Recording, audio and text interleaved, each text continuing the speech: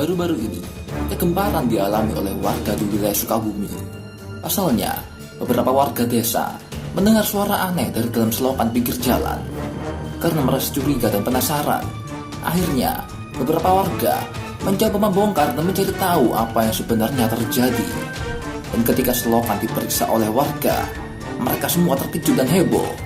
Pasalnya dalam selokan kecil itu ditemukan sosok ular raksasa yang menyebar saluran selokan tersebut. Melihat kejadian itu, sontak warga beramai-ramai mencoba menangkap sosok ular raksasa tersebut dari dalam selokan kecil itu. Setelah beberapa jam berusaha, akhirnya warga berhasil mengeluarkan dan menangkap ular raksasa di selokan tersebut. Masih belum diketahui bagaimana bisa ular sebesar itu bisa memasuki selokan yang kecil tersebut. Bagaimana pendapat kalian?